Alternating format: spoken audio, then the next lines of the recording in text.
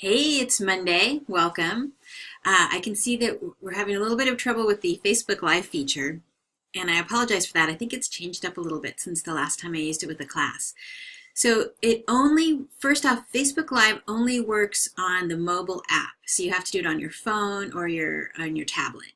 So if neither one of those are options and you're doing it on your laptop, then it's not going to work. So we have an option for that. But if you do record it on Facebook, then you'll have to share it to the group. It'll still stay on your timeline. So you may not be comfortable with that either, because we're talking about school stuff and you might not fit with your Facebook stuff. So I did it for me, and I left it both on my timeline and in the group, so you can just have an example of what that looks like. The alternative is to make a recording of yourself responding to as a discussion response or responding to the readings this week, and then post that in Facebook. And Taylor did that. I know that Tom's going to do that, and a few other people who I haven't gotten to listen to everybody's yet. And that's great. Some people have decided they didn't want their faces talking while they were recording, which is fine too. And other people have recorded other things, so I'm excited to watch that. And that's just totally okay. So I also want to go over what's happening this week.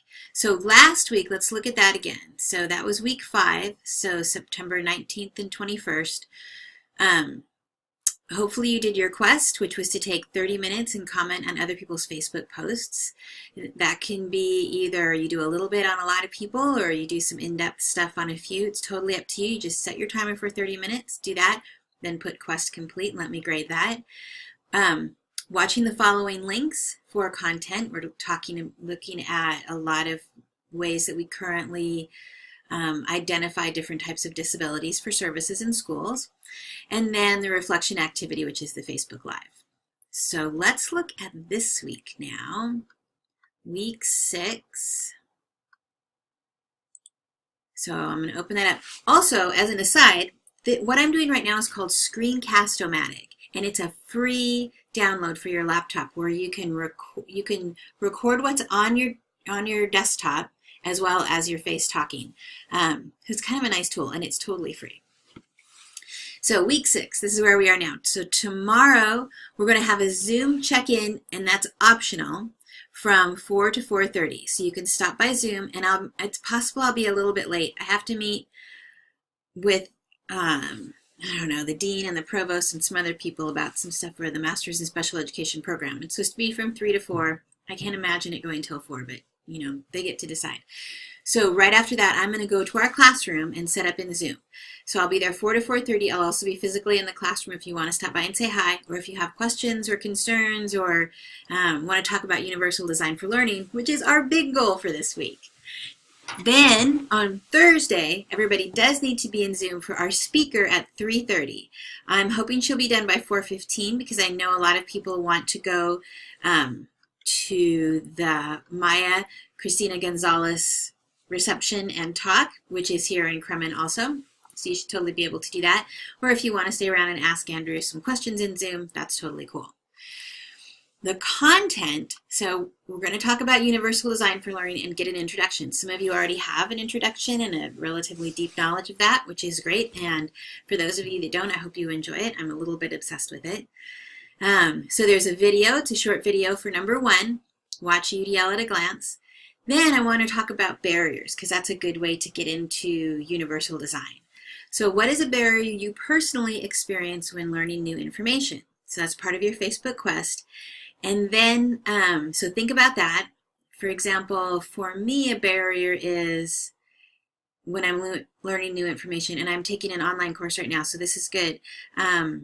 If I don't understand how to use one of the tools involved, and so I have to learn the tool and then use the content, then I get stressed out, and that's a barrier for me.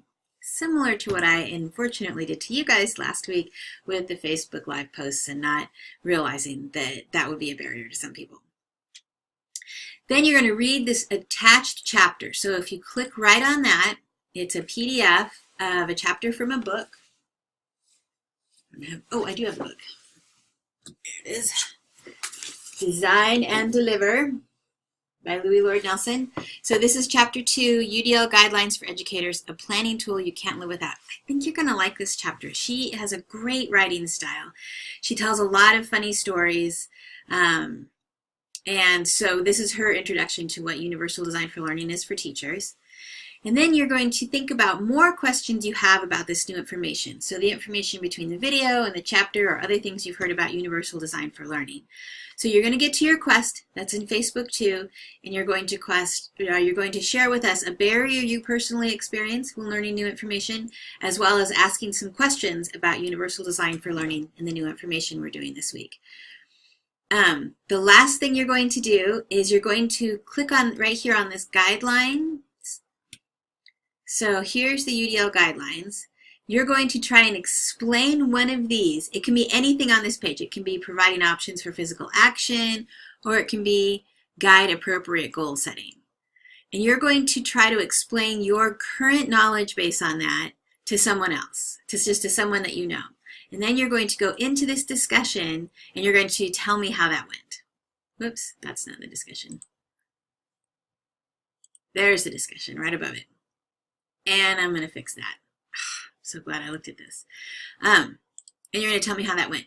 Now, another option is to stop by and see me, or to be in one of the Zoom classes, or to text or email me and let me know how things are going. There's a lot of content here. It's a little bit different, so that's why I wanted to give us plenty of time to touch base. And I think that's about it for this week. I will see you guys around.